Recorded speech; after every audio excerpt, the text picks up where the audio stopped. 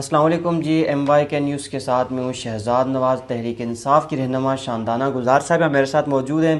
ان سے پولیٹیکل سوالات تو روایتی سوالات تو ہر روز ہی ہوتے ہیں اور مختلف قسم کے جگہوں پر بھی ہوتے ہیں، چاہے وہ پارلیمنٹ ہو یا پھر وہ کسی اے ٹی سی یا کسی عدالت میں ہو، تو یہ ان کا بھرپور جواب بھی دیتی ہیں۔ لیکن آج اس سے کچھ ہٹ کر ان کی زندگی کے حوالے سے کہ کس طرح یہ سیاست میں آئیں اور آخرکار انہوں نے پی ٹی آئی کا یہ انتخاب کیوں کیا، پوچھتے ہیں ان سے۔ اچھا میڈم، یہ بتائیے گا کہ شاندانہ گلزار ہے کون بیسیکلی، اور سیاست میں کیسے آنا ہوا، اور آخر خان کا انتخاب اور پی ٹی آئی کا انتخاب کیوں کیا آپ نے؟ بسم اللہ الرحمن الرحیم۔ بیٹا شاندانہ گلزار خان LLB LLM ہے، ٹھیک ہے، ان نٹ شیل وکیل ہے انٹرنیشنل ٹریڈ کی، اور سیاست میں بہت ہی غلطی کہہ لوں یا مجبوری کہہ لوں یا سلیکشن کہہ لوں، خان نے خود سلیکشن کیا تھا ارباب شہزاد اور اسد عمر صاحب کے تھرو۔ نہ کوئی شوق تھا نہ کوئی شوق ہے، صرف وطن کے لیے۔ اور اب عمران خان کیونکہ پاکستان کا واحد سچا بیٹا ہے، یہ ہمیں پچھلے 50 سال سے پتہ ہے، جو آج اٹھا ہے تو اس کے لیے میں مطلب کیا کہہ سکتی ہوں، سوگواری ہو سکتی ہوں۔ عمران خان نے 50 سال سے پاکستان کے لیے جو قربانیاں دی ہیں، نمل، آپ کا شوکت خانہ، کرکٹ، ہر جگہ اس نے دنیا میں ہمیں نام بنا کے دیا۔ باہر سے پیسے جوڑ کے چندے اکٹھے کر کے پاکستان میں لے کے آتا ہے، اور یہاں کے چور یہاں سے لے جا کے پیسے چوری کے ایون فیلڈ اپارٹمنٹس اور پتہ نہیں مے فیئر ہاؤس اور فلانا ہاؤس کرتے ہیں۔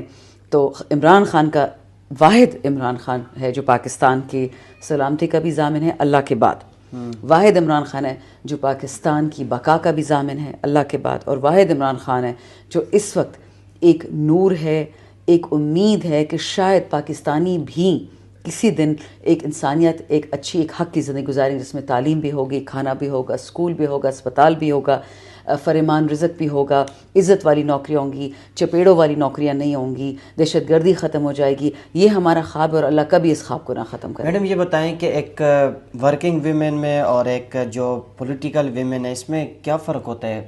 آپ ورکنگ ویمن بھی رہی ہوں گی، اب پولیٹیکل ویمن ہے، تو کیا فرق محسوس کرتی ہیں دونوں میں؟ بیٹا دیکھیں، ورکنگ وومن تو ساری ویمن ہوتی ہیں، بچوں کو بڑا کرنا، پہلے ان کو جنم دینا، اپنے بدن سے، پھر اس بچے کو جوان کرنا، اس کو تعلیم دینا، اس کو دنیا میں ایک مقام دینا، وہ ماں کرتی ہے۔ بے شک باپ کماتا ہے پاکستان میں، ایک عام خاندان کی بات کر رہی ہوں، ویمن ساری ورکنگ ویمن ہوتی ہیں۔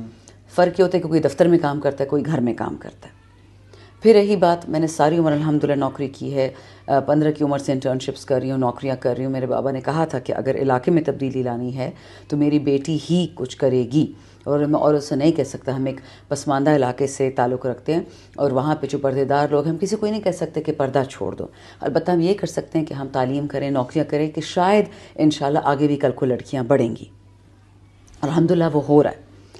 اب پارلیمان میں یہ ہے، کیونکہ میں سیاستدان اپنے آپ کو نہیں کہتی، میں اپنے آپ کو پارلیمان کا حصہ کہتی ہوں۔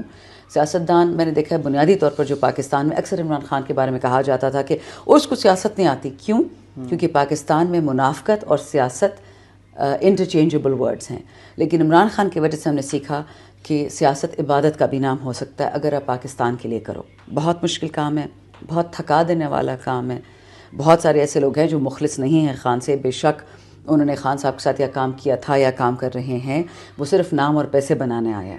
ہم ان لوگوں میں سے کہ صرف اس انتظار میں ہیں کہ ہمارے لیڈر، ہمارے بادشاہ عمران خان کو انشاءاللہ باعزت بری کروائیں گے جیلوں سے، دوبارہ اس کو جو فارم 45 کی جیت تھی فروری 2024 اس کے ہاتھ میں دے کے اس کو پرائم منسٹر بنائیں گے، اور پھر ہماری چھٹی، پھر میں واپس ورکنگ لیڈی بن جاؤں گی۔ اچھا میڈم یہ بتائیے گا، کہا جاتا ہے کہ سیاستدان کے سینے میں دل نہیں ہوتا، تو مطلب سیاستدان کے دو چہرے ہوتے ہیں، ایک وہ جو لوگوں کو دکھاتا ہے، ایک وہ ہوتا ہے جو وہ خود اس کا ہوتا ہے۔ تو یہ بتائیں، جب خان صاحب گرفتار ہوئے، خان صاحب پہ جو گزری ہے وہ انہی کو پتہ ہے، لیکن جو ان کی پارٹی میں اس طرح تگودو نہیں کر رہے، سارے اپنے اپنے عہدے انجوائے کر رہے ہیں، مطلب خان صاحب کی فکر نہیں ہے، ایک عام ورکر جو ہے وہ زیادہ مطلب کہ محسوس کرتا ہے، عام ورکر بنسبت اس کے جن کے پاس عہدے ہیں۔ تو یہ بتائیے گا کہ کیا لگتا ہے آپ کو کہ ایسا اب یہ آگے ایسے ہی چلے گا مائنس عمران خان؟ دیکھیے 77 سال سے آپ کی پاکستان واحد ملک اس خطے میں جو آپ کو ہمیشہ باہر سے تحفہ آتا ہے کہ آپ کو ہیڈ آف اسٹیٹ شہید ہو جاتا ہے، قائد اعظم بابا پاکستان لیاقت علی خان۔ اس پہ پریشر تھا کہ RCD سیٹوں سینٹوں ختم کرو تاکہ پاکستان کی کامیابی کا راستہ ختم ہو جائے، وہ کروا دیا، اس کو شہید کر دیا۔ پھر مادر ملت فاطمہ جناح، اس کو شہید کر دیا۔ پھر بھٹو صاحب کو شہید کیا، پھر بے نظیر بھٹو کو شہید کیا. پھر اس طرح اگر میں اس کو جنرل ضیاء الحق کو بھی اس کھاتے میں لے آؤں تو آتے تو نہیں ہیں اس کھاتے میں، بٹ چلو ان کو میں لے آتی ہوں. اب عمران خان کو جیل میں ڈالا ہوا ہے. پاکستان کی بدقسمتی یہ ہے کہ پاکستان جب ڈیولپ کرنے لگتا ہے تو انگریز آقا اس کو ہمارے وسائل چاہیے، وہ ہمیں ڈیولپ نہیں کرنے دیتا، اور وہ کسی نہ کسی ذریعے کا استعمال کر کے، کسی نہ کسی کا استعمال کر کے پاکستان کے اندر ہی میر جعفر اور میر صادق پیدا ہو جاتے ہیں اور پاکستان پہ تباہی آ جاتی ہے. بالکل. لیکن صرف سیاستدان ہی جس کے دو چہرے ہیں. سب کے سب آپ کے جو ایلیٹس ہیں پاکستان کے، وہ منافق کی اولادیں ہیں. وہ یہی لڑکیوں کو کہتے ہیں او دوپٹہ اتارو، کپڑے اتارو، this is development. This is not development, this is جہالت. تعلیم دو، صحت دو، نوکریاں دو، پھر دیکھو یہ ملک کیسے چینج ہوتا ہے. میڈم یہ بتائیں کہ آپ بھی پٹھان ہیں، ظاہر سی بات ہے کہ وہ زیادہ محسوس کرتا ہے جس پہ گزرتی ہے. ہم یہ دیکھتے ہیں کہ آئے روز KPK میں زیادہ تر حملے ہوتے ہیں، مطلب مختلف جگہوں پہ، اور پٹھان ہی زیادہ تر شہید ہوتے ہیں. تو یہ بتائیں، یہ اسلام آباد پنجاب اتنی سیف جگہ ہے، تو یہ خیبر پختونخوا کیوں نہیں سیف ہو سکتا؟ یہ پٹھان ہی ساری زندگی اپنا خون دیتے رہیں گے اور وہی قربانیاں دیتے رہیں گے. بیٹا ایک تو انٹیریئر منسٹر نقوی سے پوچھنا پڑے گا اور رانا ثنا سے، جو رسپانسبل ہیں اوور آل پاکستان کی سیکیورٹی کے، اور پھر یہ منحوس خواجہ آصف جو دفاع کا منسٹر، اس سے پوچھنا پڑے گا کہ یہ دہشت گردوں کو لوکیشن پن کون دیتا ہے کہ جا کے وہاں پہ بم پھاڑو جہاں پہ سب سے زیادہ وسائل ہے. بنو، پاجوڑ، کرم، پڑ، چناروا، اہل تشیع، اہل سنہ کی لڑائی چھڑوا دی. ہمارے بچے سب کو ذبح کر دیا گیا زندہ، ہمارے نوجوانوں کو. اور کرتا کون ہے؟ تفکیری عراقی اور سیرینز. وہ تو افغانستان سے آ ہی نہیں سکتے، ان کا بارڈر تو سندھ اور بلوچستان سے جا کے ملتا ہے جہاں پہ زرداری کی حکومت ہے دونوں. تو ان سے ذرا سوال پوچھ لیں کہ کہاں سے آ رہے ہیں دہشت گرد. خیبر پختونخوا کے لوگ 77 سال سے قربانیاں دیتے آ رہے ہیں. آپ کے جب کشمیر فتح کرنے کے لیے جانا تھا تو سب سے پہلے یہی قبائل تھے ہمارے علاقوں کے جو جاتے تھے.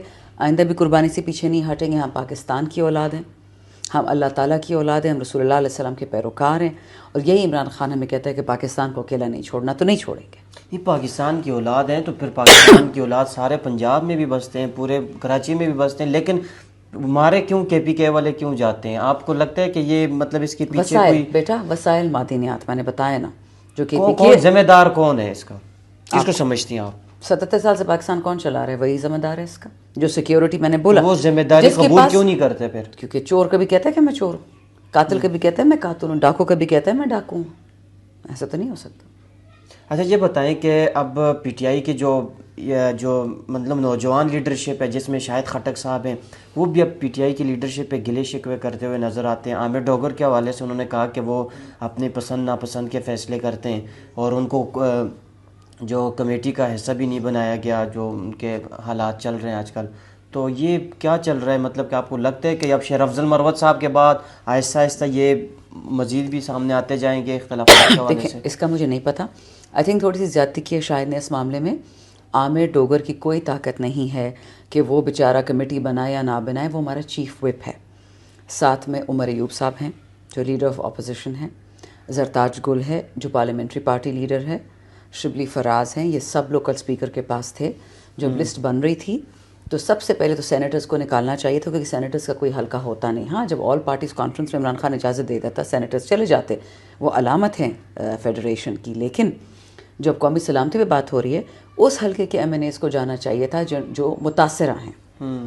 تو جب ان لوگوں کو نہیں ڈالا تو شاید خٹک نے اس پہ گلا کیا. گلا اس کا صحیح ہے، بٹ عامر ڈوگر کو ٹارگٹ کرنا صحیح نہیں ہے. آخری سوال یہ بتائیں کہ خان صاحب نے بیرسٹر گوہر کو چیئرمین PTI بنایا، کیا سوچ کے بنایا؟ لیکن خان صاحب نے بیرسٹر گوہر کو سر اختیارات نہیں دیے جو چیئرمین PTI کے پاس ہونے چاہیے. کون سے اختیارات نہیں؟ مطلب اب PTI کے وہ کسی بھی قسم کا نوٹیفیکیشن تو جاری کر دیتے، لیکن اگر پارٹی میں کوئی بدمزگی ہوتی ہے، کوئی اختلاف، وہ اس حوالے سے فیصلہ نہیں کرتے. وہ اس کو خان کہتے صاحب ہیں کوئی فیصلہ جمہوریت. کرتے. اس کا مطلب ہے جمہوریت. ہر MNA بیرسٹر گوہر بالکل ایک MNA ہے ہمارے ساتھ، وہ ہمارے ایکٹنگ چیئرمین بھی ہیں، لیکن he is first among equals. We are all equal. اگر پارٹی کو لگتا ہے نون اور پیپل میں یہی تو فرق ہے کہ ہم موروثی نہیں ہیں، ہم ایسے کوئی، اور ہم تو عمران خان سے لڑتے تھے. اللہ ان کو 100 سال زندگی دی. جب انہوں نے اسد عمر کو ہٹایا تھا فائنانس منسٹر، ہم نے ان سے ناراضگی کی تھی. Then he was a prime minister of Pakistan. تو بیرسٹر گوہر سے کیوں نہیں ہو سکتا اختلاف رائے؟ عمر ایوب سے کیوں نہیں ہو سکتا؟ اگر عمران خان سے ہو سکتا ہے، ہر کسی سے ہو سکتا ہے. آپ بیرسٹر گوہر کے اب تک کی کارکردگی سے مطمئن ہیں کہ وہ چیئرمین PTI کے طور پر ٹھیک جا رہے ہیں؟ میں اس وقت ہر MNA سے اور ہم MPA سے مطمئن ہوں، کیونکہ ہم جان پہ کھیل کے، خاص کر جو PK MPAs اور MNAs ہیں، جان پہ کھیل کے ہر جلسے پہ آتے ہیں، ہر موقع پہ ہوتے ہیں. پیغمبر فرشتہ یہاں کوئی نہیں ہے، غلطیاں ہوں گی. یہ آپس کی تفرقے باتیں مجھے بالکل پسند نہیں ہیں. بہت شکریہ جی. رکن پارلیمنٹ شاندانہ گلزار صاحب میرے ساتھ موجود تھے. اس کے ساتھ اپنی میزبان شہزاد نواز کو اجازت دیجیے. اللہ نگہبان.